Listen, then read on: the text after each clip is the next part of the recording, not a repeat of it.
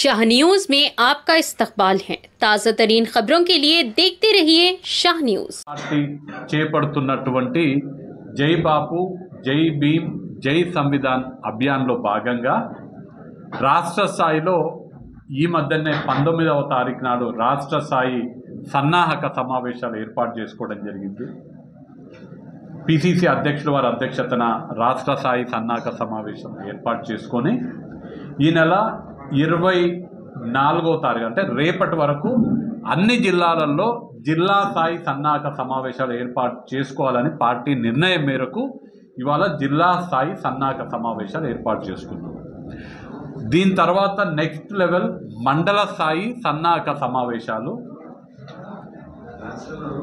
ఉగాది రంజాన్ లోపు 28వ తారీఖు లోపు మండల స్థాయి సన్నాహక సమావేశాలు ఏర్పాటు చేసుకోవాలని పార్టీ నిర్ణయించడం జరిగింది.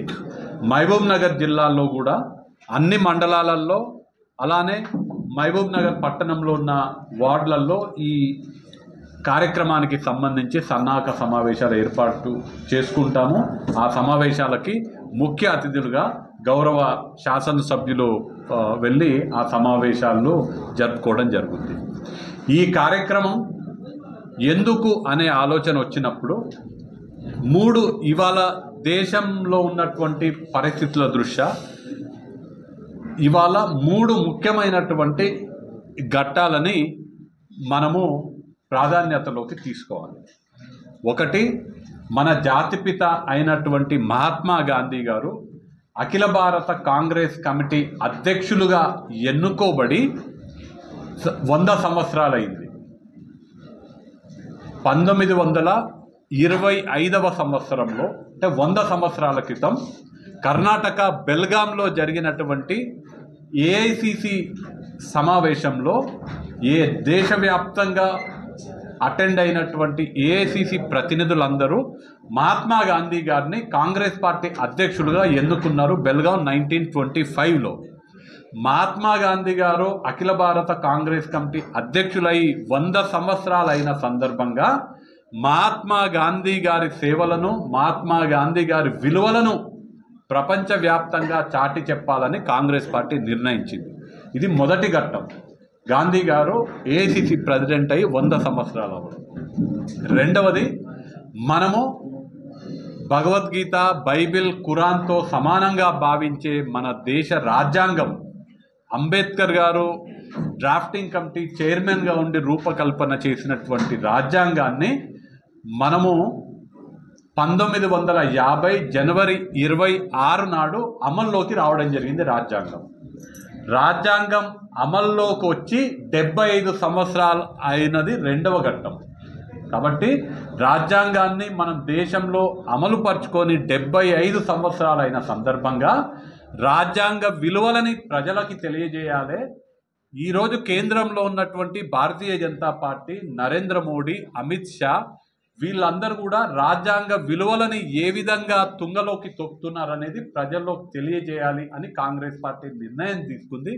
ఇది రెండవ ఘట్టం. మూడవది, మన దేశానికి రాజ్యాంగాన్ని అందించి దేశ సమానత్వానికి, దేశంలో ఉన్న ప్రజలందరూ కూడా స్వేచ్ఛగా జీవించే హక్కు ఇచ్చినటువంటి రాజ్యాంగాన్ని రూపకల్పన చేసిన రాజ్యాంగ రూపకల్పి అంబేద్కర్ గారిని మనం ఎవ్వరం కూడా ఊహించని విధంగా దేశ హోంశాఖ మంత్రి స్వయంగా పార్లమెంట్లో అంబేద్కర్ గారిని ఏ విధంగా అవమానపరిచిందో దేశ ప్రజలందరూ కూడా గమనించడం జరిగింది. అమిత్ షా అంబేద్కర్ గారిని అత్యంత హీనంగా అవమానపరిస్తే దేశ ప్రజలందరూ కూడా, కాంగ్రెస్ పార్టీతో పాటు దేశ ప్రజలందరూ కూడా, ప్రజాస్వామ్య ప్రేమికులందరూ కూడా అమిత్ షా రాజీనామా చేయాలని డిమాండ్ చేస్తే అమిత్ షా రాజీనామా చేయలేదు.